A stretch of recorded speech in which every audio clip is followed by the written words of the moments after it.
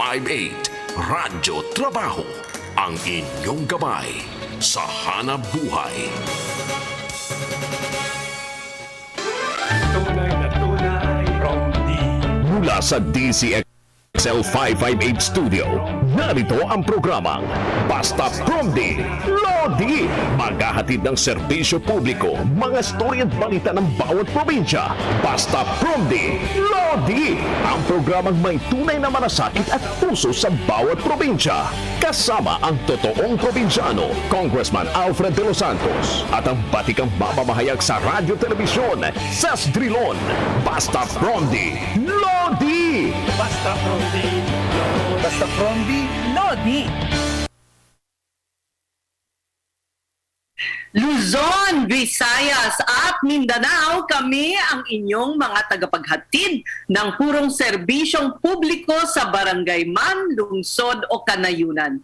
Sa ngalan ng tinig ng Kongreso na si Alfred De Los Santos, ako ang magsisilbing tulay sa mga reklamo ng bayan. Sama-sama po nating isulong ang kaunlaran ng mga pamayanan. Ako po ang inyong kapromdi, Ces Orenia Drilon.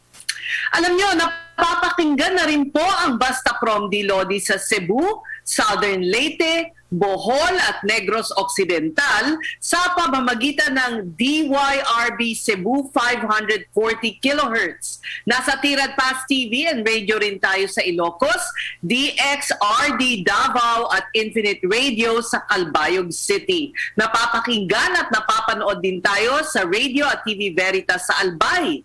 Nasa DM Isabela, DXCO Cagayan de Oro at Magic 103 Zamboanga rin tayo at sa Facebook page at YouTube channel ng Regional News Group Luzon. Grabe, ang dami nun ah! Alamin muna natin ang mga pangyayari sa mga probinsya naman mula sa ating mga loading reporter. Promdi Patrol. Ang bahaging ito ay hatid sa inyo ng Top Asia Corporation, pioneer importer of particle boards, medium density boards, at melamine face chipboards. Proud partner of leading furniture contractors in the construction industry. Basta't the best laminated boards, dun ka sa subok na. Top Asia. For more details, please call 8294-3144 or 8294-3188. You may also visit www.topasia.com.ph. Okay, unahin natin ang Mountain Province. Dating pulis na tatakbong mayor na kohuli sa iligal na droga. Narito ang ulat ni Radyoman Jeronimo Dig ng IFM Kawayan.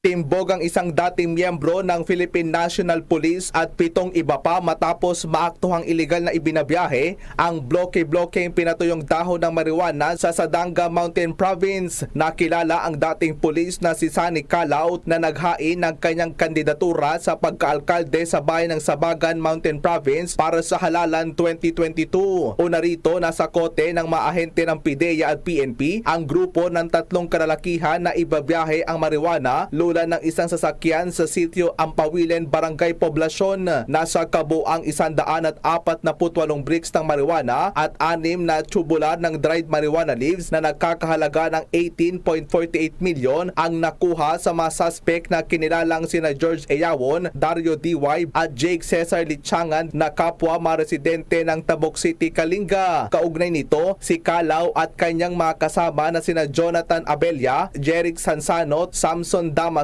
at isang 17 anyos na menor de edad ang nahuli naman sa hiwalay na lugar ng sitio o Owayen. Umabot naman sa 19 na bricks ng dried marijuana na nagkakahalaga ng 2.28 milyon ang natagpuan naman sa kanilang sinasakyang van. Mahaharap ang 8 nahuling suspect sa kasong paglabag sa RA 9165 o Comprehensive Dangerous Drugs Act of 2002. Mula sa Kawayan City, ako si Jeronimo Dig, nag-uulat para sa Basta Promdi Lodi. Thank you, Jeronimo Dig. Sa Bicol Region naman, PNP may panawagan para sa mga may-ari ng mga sementeryo sa rehiyon. Narito ang ulat ni Radyo Leo Barceliano ng RMN Legazpi.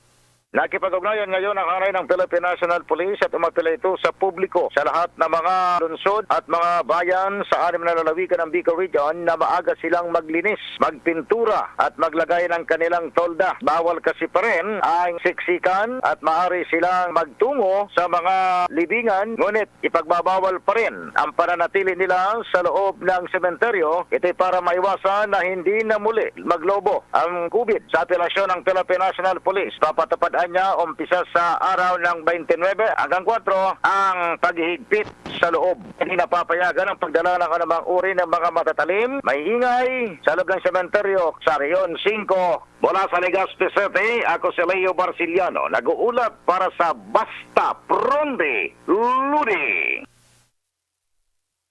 Thank you, Leo Barceliano. Sa Cagayan de Oro, mahigit 400,000 doses ng bakuna laban sa COVID-19 na iturok na. Narito ang ulat ni Radyoman Analisa Reyes ng RMN Cagayan de Oro.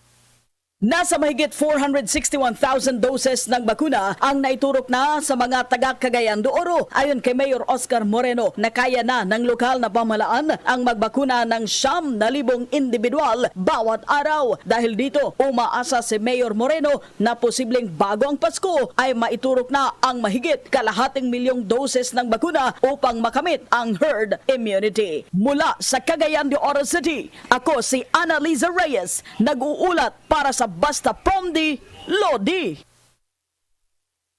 Thank you, Annalisa Reyes. Naku, good news yan. Samantala, sa Davao de Oro, spray plane bumagsak.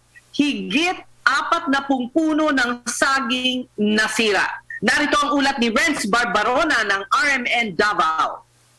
Ligtas ang piloto ng isang aerial spray plane matapos bumagsak sa Purok Avocado, Barangay Pangimaco, Davao de Oro. Sa panayam ng RMN Davao kay Police Major Jefferson Masirag, officer in charge ng Maco Municipal Police Station, kinilala ang piloto na si Captain Rotilio Fuentes, 60 years old, na taga-Panacan dito sa Davao City. Kaugnay sa investigasyon, nasa ikalimang spray na sana ng saging ang piloto sa Lanavan Farm 1 MD Rio Vista, pero nagka-problema man ang makina ng spray plane. Rason na nawala ng kontrol ang piloto at bumagsak ito. Wala namang injuries na natamo ang piloto, pero nasa mahigit 40 na mga puno ng saging ang nasira. Ayon sa pulisya, posibleng engine malfunction ang rason kung kaya't paalala nila na palaging i-check ang makina nito. Kung matatandaan, engine malfunction din ang nakitang rason sa pagbagsak ng isang aerial spray plane sa Pantukan, Davao de Oro noong nakaraang buwan. Mula sa Davao City, ako si Renz Barbarona, nag-uulat para sa Basta Pronde Lodi.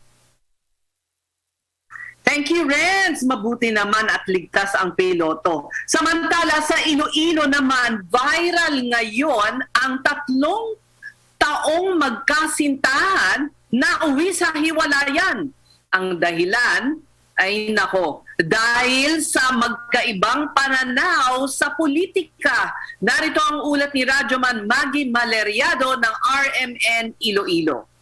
Nauwi sa hiwalayan ang 3 taong relasyon ang magkasintahan na nakabase sa Iloilo City dahil sa magkaibang pananaw sa politika hinggil sa 2022 elections. Viral na sa social media ang screenshot sa diskusyon ng magkasintahan kung saan supporter ni Vice President Leni Robredo ang lalaki habang ang kanyang kasintahan ay supporter naman ni former Senator Bongbong Marcos. Nagsimula ang kanilang kwentuhan sa tanong kung maganda ba ang background at proyekto ni VP Leni, ngunit hindi naging maayos ang kanilang pag-uusap at nauwi sa hiwalayan. Naanton sa hiwalayan ang kanilang magtatatlong taong relasyon dahil lang sa magkaibang pananaw sa politika at sinusuportahang kandidato. Kasama mo sa DYRI Iloilo. Mula sa Iloilo City, ako si Maggie Maleriado, nag-uulat para sa Basta Pronde Lodi.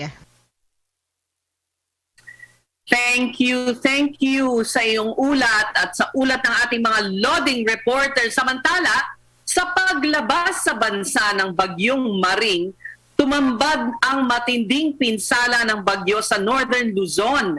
Bukod sa pagkasira ng mga tahanan ng ilan sa ating mga kababayan, ay matindi rin ang pinsala ng bagyo sa agrikultura at kabuhayan ng mga taga Northern Luzon. May ilang buhay din ang nawala. At kabilang sa mga napinsala ng husto ang probinsya ng La Union. Kaugnay po niyan ay makakausap natin sa linya ng telepono ang La Union PDRRMO na si Alvin Cruz. Magandang hapon po sa inyo, sir. Yes, ma'am. Magandang hapon din po. Ano na po ang latest update sa mga pinsala po na idinulot sa inyong probinsya po ng La Union? Opo, dito po sa La Union ngayon, kahit na nakalampas na po yung typhoon natin, ongoing pa rin po yung aming... Okay, tila naputol ang linya. Hello. O, hintayin nating makabalik. Mr. Cruz? Hello po. Andyan pa po kayo? Hello po, hello. Ayan, okay. Sige, pagpatuloy nyo. Patuloy pa rin po ang sinasabi ninyong relief efforts or rehabilitation. Ano pong... Opo, patuloy Go pa ahead, rin sir. po yung aming... Hello po. Patuloy pa rin po yung aming mga search operation and also relief operation sa dalawang bayan namin, sa Luna and sa Bangar. May mga ibang grupo na rin po, mga private groups. Nandun na rin po ang Red Cross na tumutulong sa pagbibigay ng ayuda sa ating mga constituents doon sa dalawang bayan. So right now, although progress report pa lang po yung nasa amin, meron na po kaming italang 38,777 families. Consists of 435,752 individuals. 20 municipality yung ito. Patuloy po yung assessment kung ano pa yung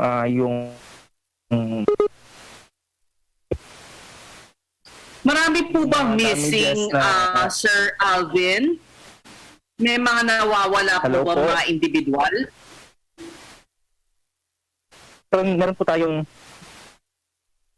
tayong naitala na 6 na missing, isa pa lang po doon namin na nahanap.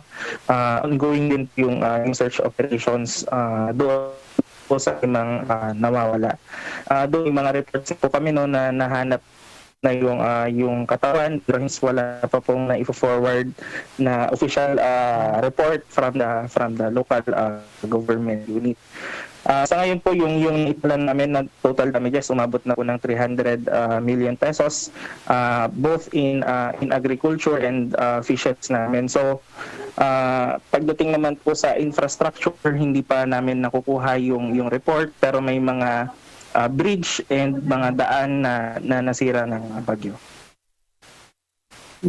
Doon po sa pagdating sa agrikultura, ano po ang pinakamatinding pinsala? Meron po bang mga palay? Ano po ba ang mga tanim na nasira?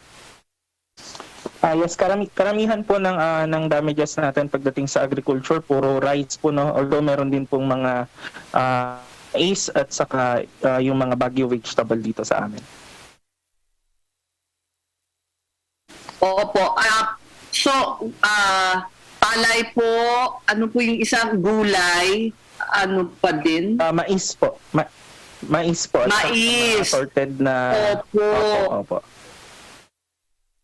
Opo. Kung sa gulay naman, talagang meron ding maraming tanim na rin sa La Union, hindi po ba?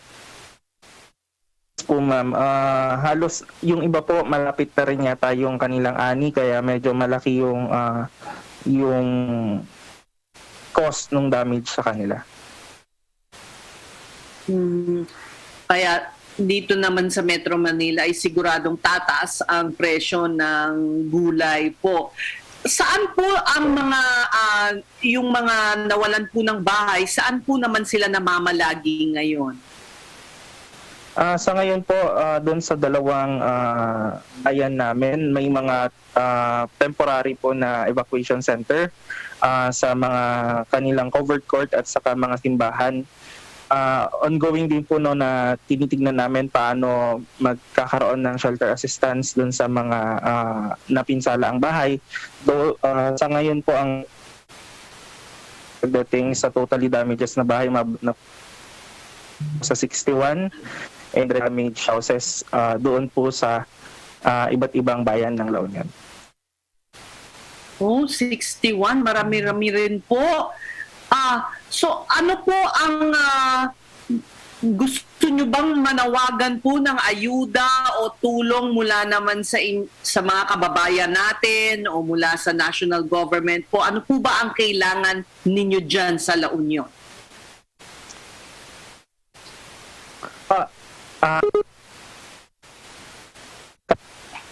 Kahit anong tulong po, Go ahead, Sir malaking, yes, ma'am. Kahit anong tulong po, malaki po sa amin, pero ang primary po na pangangailangan ngayon ay malinis na tubig or drinking water para doon sa dalawang bayan, since medyo brown pa rin po or hindi pa potable yung mga tubig nila, since binaha po yung water source nila.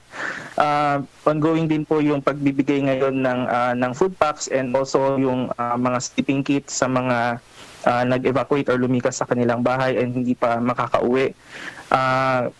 May mga nagbibigay din po ng hygiene kit and mga PPEs para po ma-ensure pa rin yung minimum health standard dun sa mga evacuation center, since medyo marami nga po yung mga evacuees natin. Kaya tumitingin pa po kami ng ibang structure para ma-develop namin as evacuation center para ma-maintain pa rin po natin yung physical distancing per family doon sa ating evacuation center. Oo, kailangan po yung pag-iingat pa rin, no, sa COVID-19. Parang nakakalambot naman ang nangyari po sa inyo, no? Parang double whammy naman yan. But thank you so much po for your update at sana po narinig po ninyo ang panawagan ng La Union via Alvin Cruz na drinking water po ang matinding pangangailangan ng mga evacuees doon. Marami pong salamat sa inyong update, sir. Okay. Dumako naman tayo sa mismong bayan ng Luna. Makakasama natin para alamin kung ano ang mga hakbang na ginagawa ng LGU para tumugon sa pangangailangan ng mga nasalanta ng bagyo. At nasa linya ng telepono ang Public Information Officer ng Provincial Office ng La Union na si Adamor Dagang. Magandang hapon po sa inyo, sir.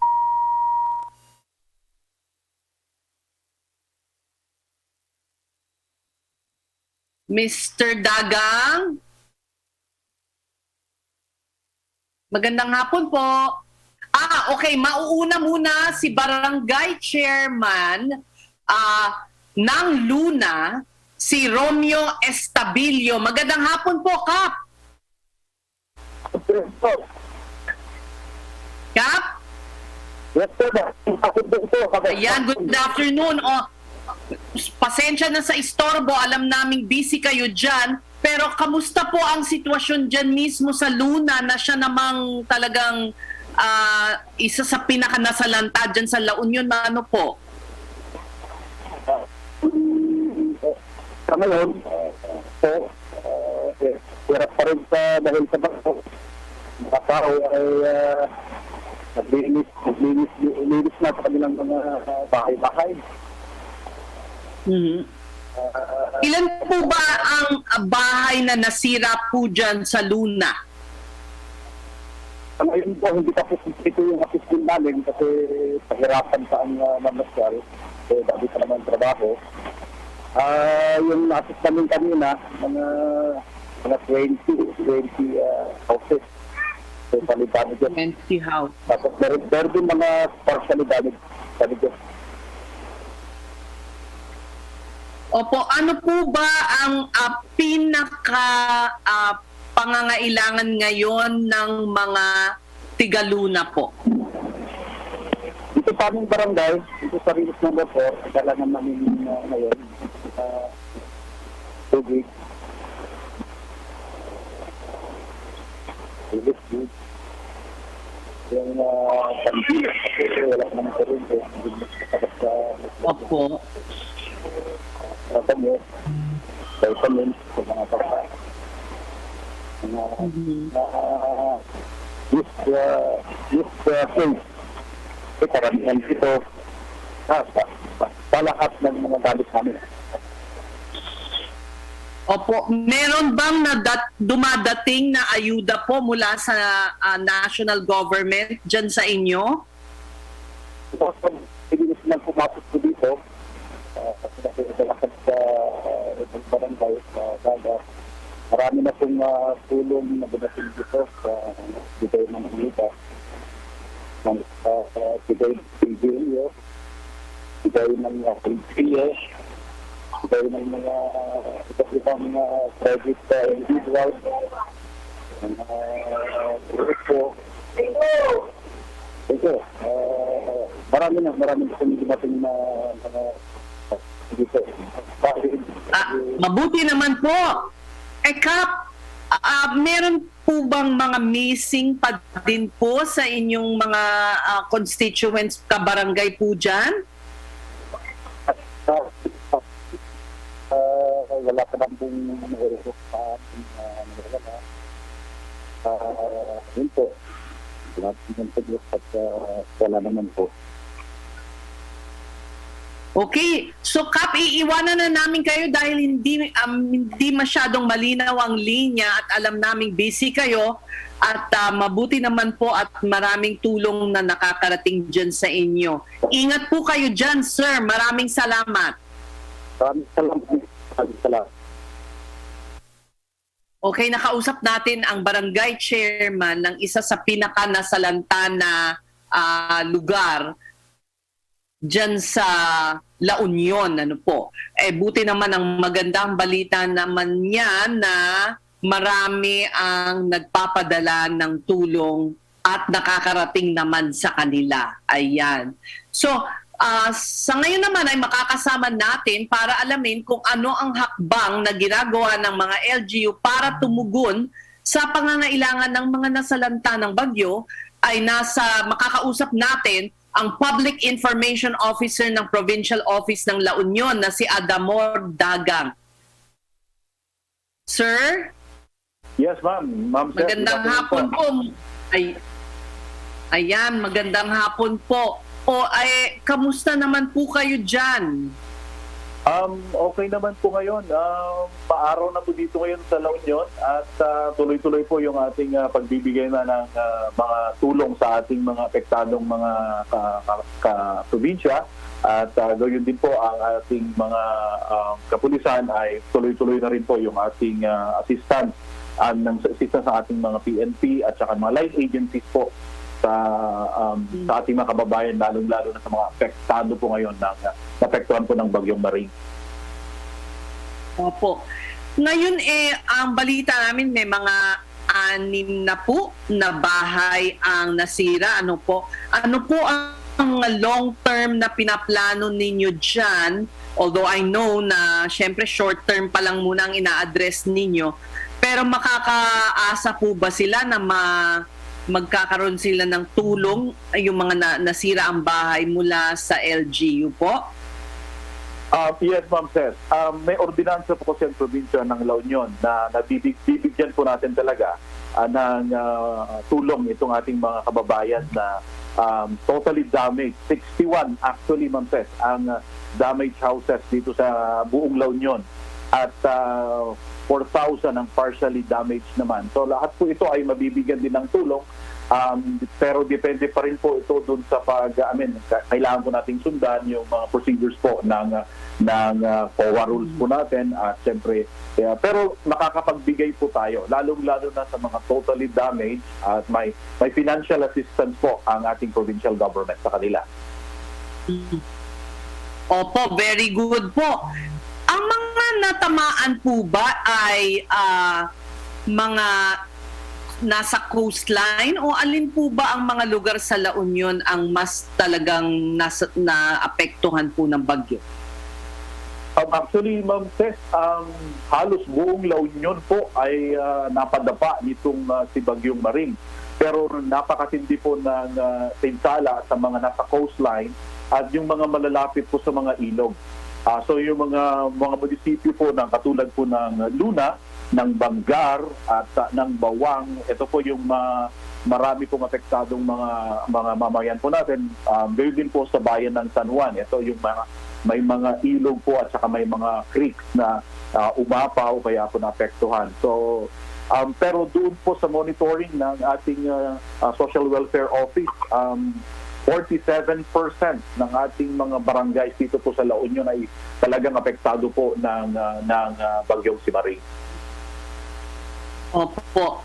Ngayon po, ano naman ang, I know, mahirap na nga yung maapektuhan ka ng bagyo, merong COVID pa. Ano po ba ang mga ginagawa ninyo? Kasi syempre, sa evacuation center po, maaring magkasiksikan. Ano po ba ang ginagawa ninyo para hindi lalong kumalat ang COVID? Yun nga po, umaasa po tayo na talagang nasunod sana yung pero yung time na Ma'am Tess, nung time na talagang hirap na tayo magano ng mga tao, may mga pagkakataon po talaga na hindi maiwasan na magkumpulan ng tao, tsaka hirap din po ng ating mga rescuers na naka-mask habang malakas ang ulan, talagang basang-basa yung mask, hirap pong huminga kapag ganon. Pero sa pamamagitan po ng pakikipagtulungan ng ating mga LGUs at ating mga barangay officials, sinubukan naman po na talagang i-maintain ang physical distancing at yung paggamit ng mask sa mga evacuation centers. Pero sa ngayon po, mga Tess, wala na pong mga kasama natin sa mga evacuation centers. Yung mga apektadong mamamayan, yung mga sa mga kamag-anak na po nila napunta at konting-konti na lang po kung meron man sa mga barangay evacuation centers, konti na lang po yung mga families na nandun. Oh, that's good to know kasi syempre mas safe naman kung yung mga pamilya na lang po ang kanilang kanilang puntahan imbis na dyan sa mga evacuation center. At nasabi nyo na gumaganda na ang panahon. That's good to know also. Opo. At apam po yun, Ma'am Tess, at saka pinapaalalahanan pa rin po natin sa pamamagitan ng ating mga barangay officials, yung kunyari yung mga kumupkop ng mga families na i-maintain pa rin po as much as possible at napaka-importante po talaga na sundan pa rin po natin itong minimum health standards natin, mas makamag-anak po natin ito. Hindi po natin hayaan na maging kampante dahil meron nga po tayong COVID na binabantayan pa. Tama naman po yan. Tama po yan. Ano po ang mensahe ninyo sa inyong mga kasamahan dyan, sa mga kaprobinsya ninyo dyan sa La Union? Opo, Ma'am Tess. Sa mga kaprobinsya po natin, pinaparating po ni Governor Pocoy Ortega ang kanyang suporta sa inyo. Huwag po kayong mag-alala. On top po ang provincial government. Sa katunayan, nakapagbigay na po tayo ng almost 19,000 na food packs sa ating mga local government units. Inuna po natin ang ating mga LGUs na sobrang naapektuhan ng bagyong Maring. So ang mensahe po ni Gov. Pocoy sa ating mga kababayan ay huwag po nating kalimutan yung sa minimum health standards, lalo na sa mga kumupkop ng kanilang mga kamag-anak. At gayon din po ang pasasalamat niya po sa ating mga line agencies, sa ating mga rescuers at sa mga barangay officials na sila po ang talagang on ground ditong nakalipas na 2 araw na halos dire-diretso sila na nagre-rescue. Dami po yung pasalamat po ng provincial government sa kanilang pong lahat. Sana po magtulungan po tayo. Nakikita naman namin, Ma'am Tess, na may mga bayan na hindi masyadong naapektuhan, nagbibigay ng tulong sa mga karating bayan po nila. At sana po tuloy-tuloy yung ganitong bayanihan po natin. Mas lalo na po ngayong panahon ng pandemya, yung pagkikipagtulungan at yung ang pagbibigay po ng tulong sa ating mga kababayan, lalo na masyadong naapektuhan, yung mga nabasa yung kanilang mga pagkain, nabasa yung kanilang mga gamit sa bahay. So, umaasa po tayo sa bayanihan ng bawat Ilocano po sa ngayon. Ayan, very good po yan kasi minsan talagang dyan lumalabas ang kabutihan, yung talagang pag tayo ay dumaan sa krisis, it brings out the best in people. So maganda naman na yan po ang nangyayari. Marami pong salamat sa inyong panahon. May panghuling salita na lang po ba kayo, Mr. Dagang? Yun po, Ma'am Tess, nag-open na rin po tayo ng provincial government ng ating drop-off point sa mga donation. At para po masunod po natin yung mga polisiya din ng ating gobyerno, meron tayong isang drop-off point at kung may mga donations po in cash or in kind sa ating mga kababayan, meron po tayo dito sa may San Fernando City, yung central drop-off point ng ating mga donations para po matulungan din. Lalo na po ang ating mga local government units ngayon ay hirap na po talaga sa mga finances. So yung mga kababayan po natin na gustong makipagtulungan kay Governor Pacoy Ortega, sana po iparating po ninyo. Pero lahat po naman ito ay all accounted for at masusundan po natin yung mga requirements ng ating gobyerno para po masiguro na lahat po ng mga donations ninyo ay makakarating sa ating sa probinsya dito po sa lalawigan ng La Union. Maraming salamat po sa pagkakataon ito na naibigay niyo po sa amin dito sa provincial government, Ma'am Tess. Marami ding salamat sa inyong panahon, sir. At alam naming napaka-busy kayo ninyo ngayon dahil sa lahat ng inaasikaso ninyo dyan. Marami pong salamat and stay safe po. Thank you po.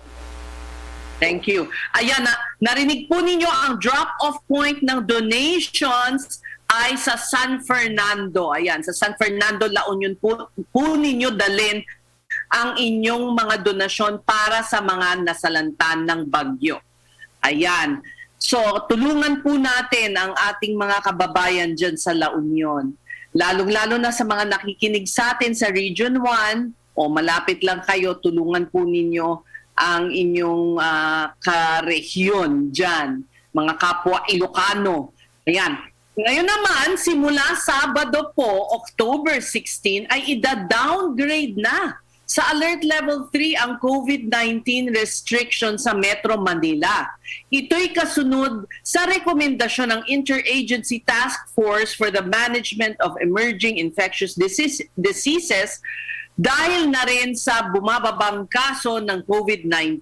Ayan, good news ito para sa mga movie theaters, theme parks at recreational centers dahil sa ilalim ng bagong alert level system, pinapayagan na silang mag-operate na may kaunting restrictions.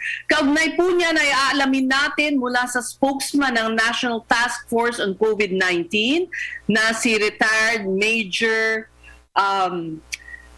General Restituto Padilla ang mga ipapairal na pamantayan sa nasabing Alert Level 3. Ayan. Good afternoon po, sir. Good afternoon, Seth. Magandang hapon din po sa lahat ng mga nakasubaybay sa programa. Hari naman po, lahat kayo ay nasa maayos na kalagayan. Kayo din po, sir.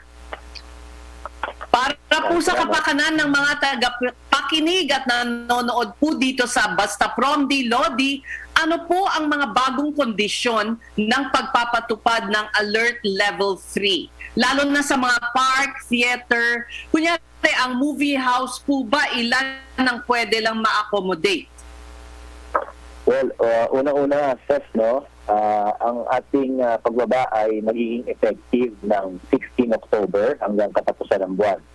So, sa ngayon po ay hindi pa po ito effective at hindi pa po pinatutupad. Sa 16 pa po ang simula. At bilang paghahanda... Okay, baka masyado kayong excited bukas. Weekend pa. Wait for the weekend. Hintayin niyo pa muna yung 16 ng buwan. So ito po yung mga guidelines sa areas under Alert Level 3. So yung intrazonal and interzonal travel ay pinapayagan po pareho rin nung nasa Alert Level 4. Nagbigay po tayo ng abiso noon na pinayagan na ng point-to-point for interzonal travel ang 18 years old below at yung mga matatanda 65 years and above na bakunado. Emphasize ko lang ho, no, bakunado. So pinapayagan po yan. At mananatili po yung pahintulot na yan sa Alert Level 3. So ito yung karagdagan naman na mga hindi pa pinapayagang negosyo. So hindi pa rin po pinapayagan ang face-to-face or in-person classes for basic education. Maliban na lang po doon sa mga na-approve na nung dati. Tapos ang contact sports, except those conducted under the bubble type setup na provided with relevant guidelines at na-approved na po previously, under ng Games and Amusement Board at ng Philippine Sports Commission ang papayagan lang. All others, hindi pa po pinapayagan. Ang perya po, fun fairs, kid amusement industries, playgrounds, playroom and kiddie rides, wala rin po yan. Bawal pa rin po yan. Venues po with live voice or wind instrument performances and audiences such as karaoke bars, clubs, concert halls, at sinihan ay hindi pa rin po papayagan. Ang sinihan lang po dito sa Metro Manila, antayin lang po natin yung abiso ng DTI kasi baka may pagbabago po ito. So baka payagan po ito, pero may mga guidelines po na ipalalabas ang DTI at ang NTF. Antayin lang po natin ito. Then casinos, okay. Casinos, horse racing, cockfighting, yung sabong, mga sabungan, bawal pa rin po yan. Lottery and betting shops, bawal pa rin po yan. At iba pang game establishments katulad ng mga arcade. Ang gatherings din po ng mga nakatira sa mga bahay-bahay, maliban lang po sa mga nakatira sa household na yon, bawal pa po yan. So bawal po mag-party ang hindi po magkakasama sa isang household para maiwasan po ang hawaan. So yan po yung hindi pa po pinapayagan. Doon naman ho sa mga pinayagan ng negosyo, pwede na pong maximum 30% indoor venue capacity para lang po sa fully vaccinated.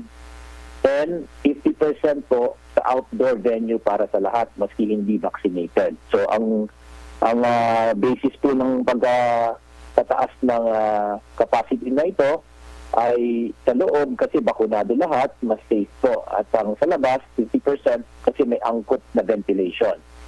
So kinakailangan pa rin po natin sundan at sundin ang lahat ng mga minimum public health standards and protocols na patuloy nating ipinatutupad. So yun po at ang iba naman pong mga negosyo na pinayagan Sir, yes.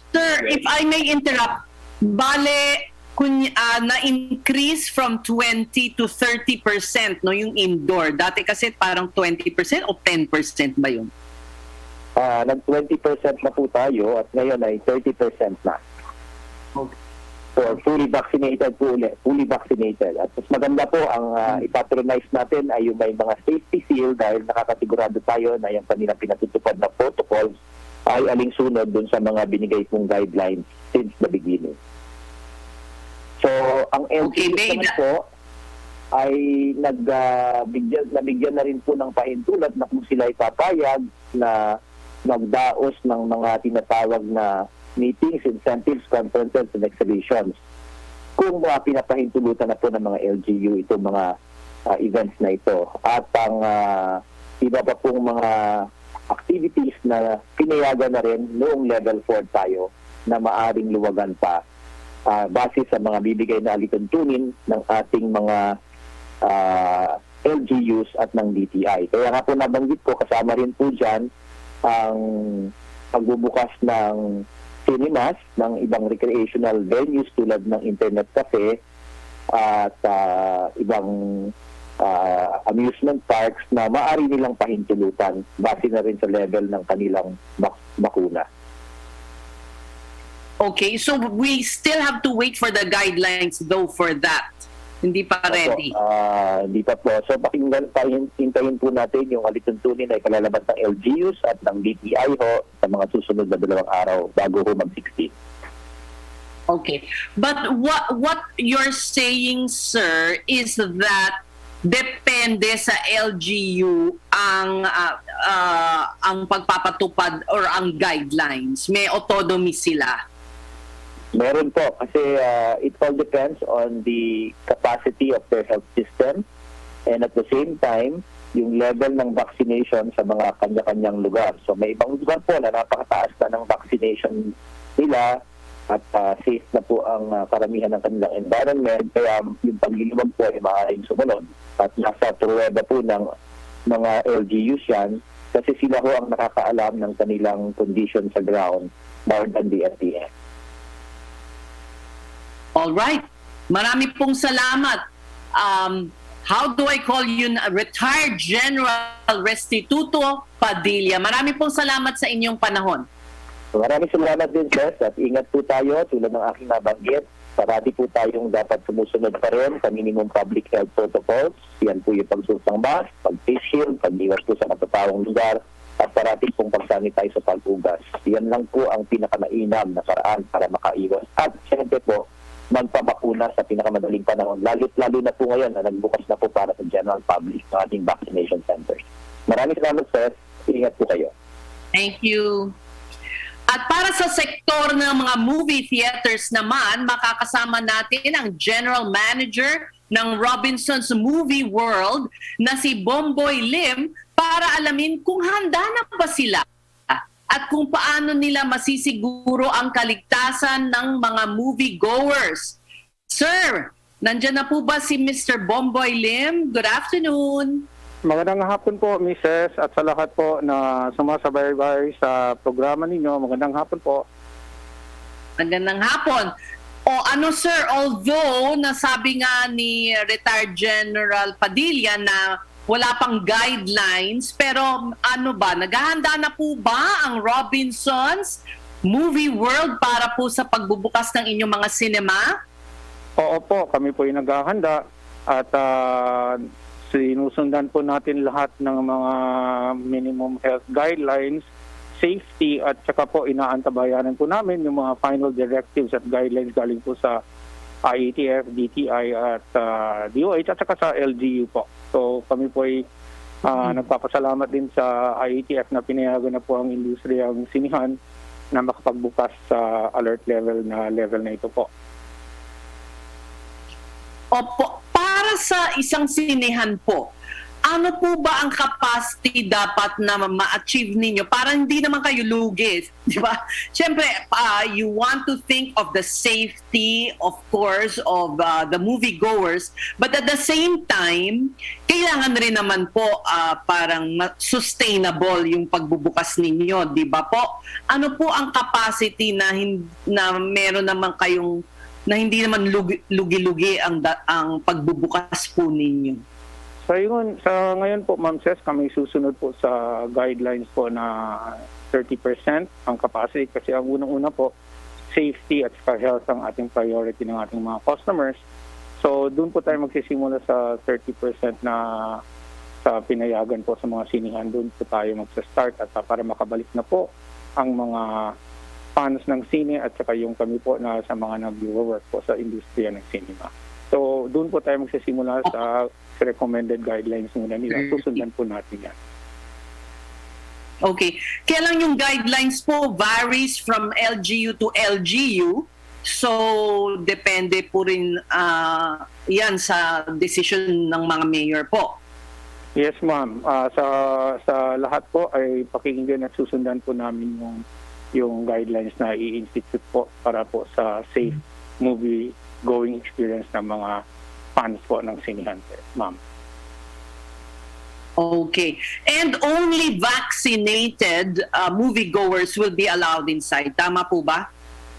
I think I read po, but again, we will wait for the final guidelines on the requirements po para sa sinihan. Pero I think I read that it is a requirement po. But we'll wait for the final guidelines po, madam.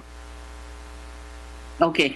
But if ever some of your movie houses will be ready to open on Saturday?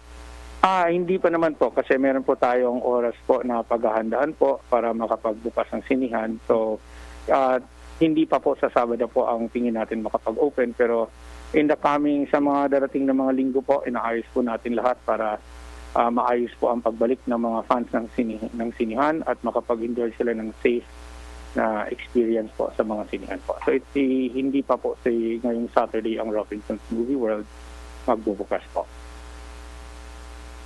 Ayan, masyadong excited. Gusto na Sabado agad. May paghahanda po kami gagawin lahat para maayos po at pagbalik. At saka yung guidelines po, ma'am, sir, sinintay po namin po. Opo. Oo nga naman po. Maraming pong salamat sa inyong panahon. I'm sure Mr. Lim, mag-disinfect pa nung mga sinehan, etc. At matagal na nakatenga kasi yun, hindi po ba? Matagal na hindi nabuksan. Sa aming mga cinema po, linggo-linggo po, pinapaandar mga makina, sine-check at linilinisan po yan po, ma'am, kahit na nakasira po, ma'am. So, sa Robinson's na mga sinihan po, ay yan po ang aming paghahanda din na kahit na naka-close kami, linilinisan, sinicheck, sinaayos po ang aming mga sinihan po. Very good. Marami pong salamat. Magandang impormasyon yan. Sa bagay kasi kung hindi nyo paandarin, masisira din no? Opo, madam. Kasi kailangan po i-maintain po. Okay. Thank you very much, Mr. Bomboy Lim of the Robinsons Movie World. General Manager po siya. Marami pong salamat sa inyong paglilinaw. Ayan. At para naman sa panig ng mga NCR mayors, kung handa na ba sila sa bagong ipapatupad na sistema, narito sa ating linya ang Chief of Staff ni Mayor Olivares po ng Parañaque. Narito po si Mario L. Jimenez. Magandang hapon po sa inyo, sir. Magandang hapon po. Ang pinakasikat na newscaster, Tess Direlon. Ayun naman. Hindi naman po. Anyway po, I'm sure nagsasaya kayo dyan sa Parañaque na, ayun, alert level 3. Matagal na po natin itong inaantay. Opo. Dyan po ba sa Parañaque, sir, ay kamusta ang rate ng vaccination? Ilang porsyento na po ba ng populasyon ang vaccinated na dyan sa inyo? 18 by 80% na po tayo. So, may plano po kami ngayon, this coming November, ang target na po ng City of Parañaque, yung ating pong 12 years old to 17 years old. Mostly ating mga estudyante. Opo. Yan. Sa November po yan. Opo. Kasi yung adult natin, tuloy-tuloy naman po ang ating vaccination So, malaking tulong po ang naitulong sa atin ng ating mga corporate at saka yung ating mga non-government organization. Sa corporate side, yung lahat po ng malls, pinagamit po sa atin ang kanilang mga activity center na maging vaccination site, Andiyan po yung Ayala, yung SM, at saka yung sa May Soler, yung drive-thru vaccination center. So, ang laking bagay po na idulot sa ating lungsod. Ayan po.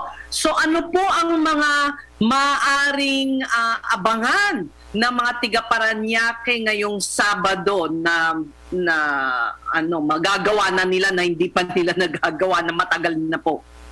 Ayan, may panawagan po tayo, lalo na po sa kanina, briefing ko po kami ni Mayor, sa ating po mga kababayan, huwag po tayo masyado maging excited, Meron po tayo lagi isasang-alang-alang ang ating mga sariling kapakanan. At yung health protocol, huwag po nating kalilimutan. Bagamat gumagaang na po ang alert level to 3 at magbubukas na po ang mga maraming negosyo sa ating lungsod, actually magiging 50% capacity na nga po pero may mga pinatutupad na alintutunin po. Halimbawa, kung kakain tayo sa mall, dapat po dala po ninyo yung vaccination card. Yan. So, dadalhin po natin yan. Yung hindi po vaccinated, medyo hindi po makakapasok. Kaya ini-encourage pa rin natin yung mga hindi pa nababakunahan, please do it so. Kasi para ma-establish po talaga natin yung ating herd community dito sa ating lungsod ng Parañaque. Pagamat mataas na ang nababakunahan natin, pero gusto natin mas maging mataas pa para manumbalik na po yung ating normal na pamumuhay at yung ating mga negosyo labis na naapektuhan po, magbalik na rin po sa normal. Yun po. Ayan, maraming salamat po, Mr. Jimenez, sa inyong mga paalala. Minsan kasi nga masyadong excited ang ating mga kababayan at para tuloy-tuloy na, wag na tayong bumalik sa alert level 4 or 5 na unti-unting bumaba, ay sundan muna yung health protocols. Marami pong salamat sa inyong mga paalala po, sir. Maraming salamat. Ang award winner na newscaster, Tess Direlon. Thank you po, sir. Ayan. So, bukod sa napaka-good news na pagbaba ng alert level pagdating ng Sabado, marami pa tayong good news. Dadalhin ko kayo sa isang farm sa Cavite na nag-o-offer na magkaroon ng mental wellness. Ayan, sa ating mga, alam mo nyo, nasabi ni Mr. Jimenez, award-winning daw, hindi. Stress drill-on. Sa mga stress drill-on dyan, ito ang pabawas stress drill-on sa inyo. Sa Cavite, kinagigiliwang bisitahin ng mga pamilya ang isang farm na nakakatulong sa mental wellness ng mga pumapasyal dito.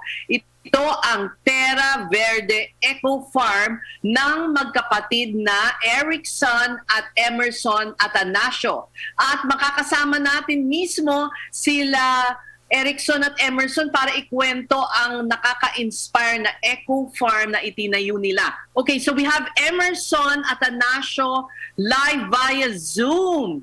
Magandang hapon sa iyo, Emerson.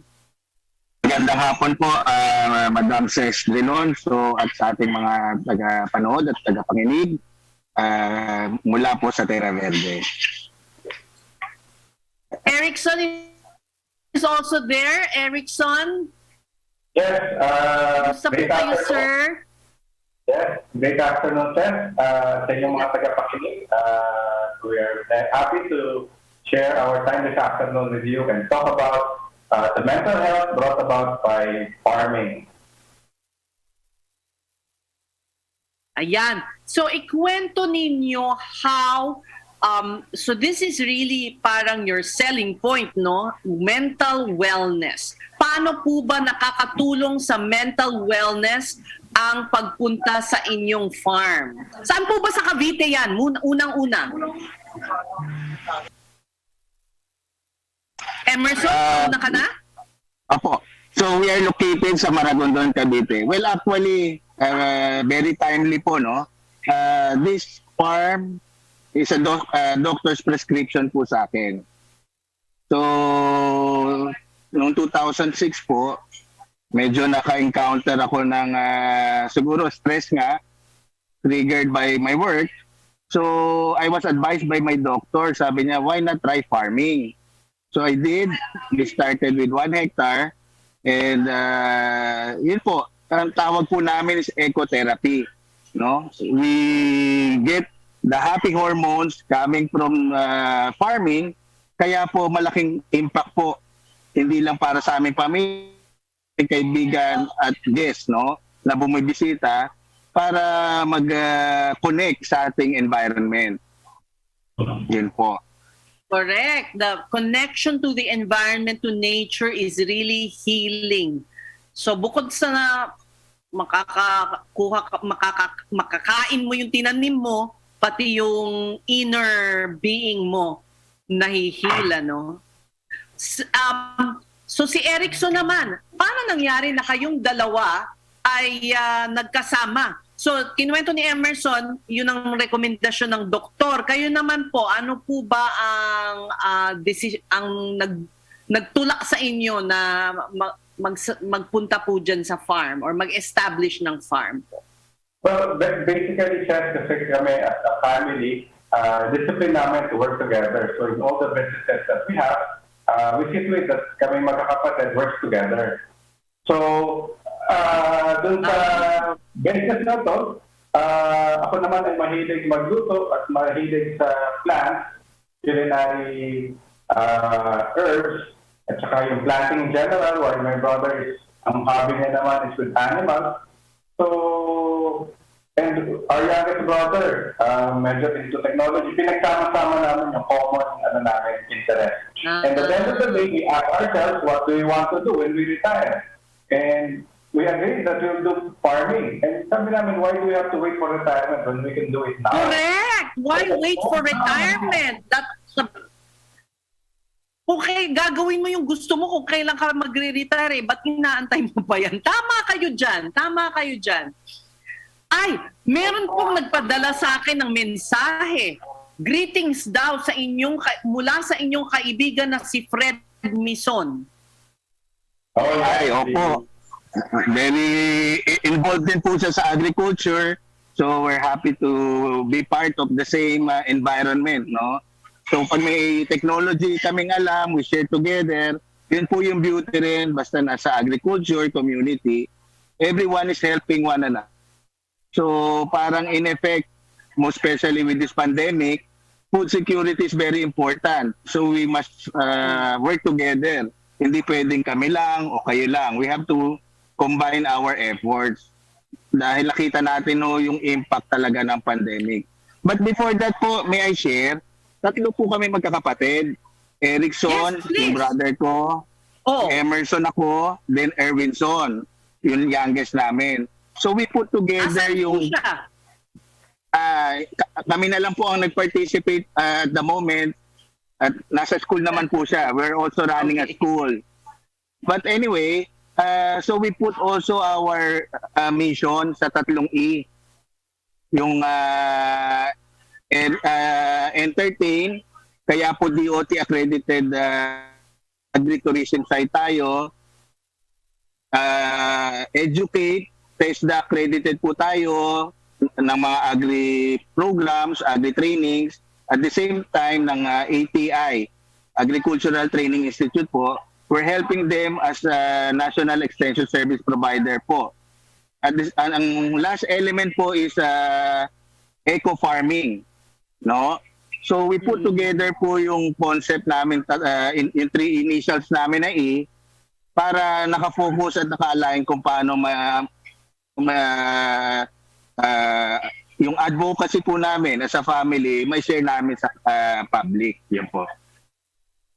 Beautiful, beautiful. Nagkataon din na yung, kumbaga nandyan na kayo bago pa mag-pandemic. So, I mean, now, everybody nagkakandara pa mag-farming. Nandyan na kayo. Perfect. Perfect talaga. So, at saka you are in a tiga Cavite po ba kayo? Kasi yung historic rin yung lugar ng bundok ng Maragondon dyan po sa inyo, di po ba? Yes, Erickson opo. naman. Sige po.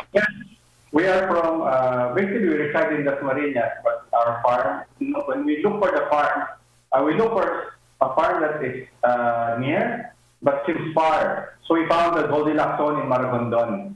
So beyond the pristine beauty of Maragondon, we find it's also historical, na hindi lang in the birth of our revolution and even in the early state ng ating bansa, no? Because we have one of the oldest church there, the church is spanning about 400 years old in the town proper of Maragondon. So, and aside from that, the historical aspect of the historical shrines of Bonifacio, but covering all of those things are pristine nature. Na ang lapit-lapit lang natin sa Manila, we're just about an hour and a half away, maximum of 2 hours with the traffic. And yet, suddenly, maganda yung rural environment. Very good for health, mental health, at saka so pinagsama-sama natin yung tourism, agriculture, and wellness. Yes, dinilig ng dugo ni Bonifacio yung lupa ninyo dyan. Anyway, I wanted to ask, ano po ang ino-offer ninyo in closing dahil we're in our last minute? Ang mga pwede pong pumunta dyan, merong mga rooms po ba kayo? Pwede mag-overnight? Or ano po ba? Paano ba magtatanim ang mga tao? Pwede po ba silang bumili ng maliit na lupa dyan? Ano po ang paraan ng mga tao to be able to avail of your services? Well, basically, as you would see at the background of Emmer, those are what our accommodation, which we call kubins. They used to be bahay kubo talaga, the traditional bahay kubo, but until we had a feeding program ng mga anay, inubo sila, and we have to adapt. So that has evolved. So while they look like cabins now, but we still remember yung roots niya as a kubo. So that's why we call it kubin. So they could spend that, their family rooms, their couple rooms, and they're also glamping. They could also spend the time in tents. We could prepare. All they have to do is enjoy. then they could participate. How about in planting? Can they plant or Yes. they just harvest? Pick and pay po ba? Paano nila ma-enjoy ang Depending on the farming? season, they could experience rice planting, they could experience vegetable planting, they could experience taking care of the animals. So we have both types of farm animals there, so they could interact and learn from it, no? And there are also fruits so that they could partake. So, and more than that, they could even learn how to go into farming, and not just farming, also in agribusiness, because we also offer agripreneurs program. Wow, great. You have everything na pala there. 2:31 na po at kailangan ko nang umalis. Maraming salamat sa inyong panahon. Kayong dalawang magkapatid. We're sad to not meet the other brother. Thank you very much. And as you know, ako rin ay, starting a small farm. So, sana minsan ay makapasyal po ako dyan sa inyo. Marami po salamat sa inyong panahon. Emerson and Salamat po. Erickson. Salamat po. Ayan, no? We hope to see you in our farm po very soon. We hope to see you in Yes. our farm, please. I will find the date. Is that your background? You are actually there? Is that real, yung background nyo, o photo po yan? Lang po yan, background effect po, but that's the real farm. So basically, green na green siya, so maganda sa mata. Para sa mga bata naman, they can run freely, and we observe the IATA protocol. So that's the beauty po. Yes. Sige po, I hope to see you. God bless us po. God bless us all. Thank you. Yan po ang isa na namang araw ng ating paglilingkod sa ating mga kababayan. Muli niyo po kaming samahan na isulong ang kaunlaran ng mga lalawigan, itaguyod ang kapakanan at iangat ang husay ng mga probinsyano. Ayan. Sa ngalan ni Congressman Alfred De Los Santos, ako po ang inyong kapromdi, Ces Orenia Drilon. Hanggang bukas, marami pong salamat.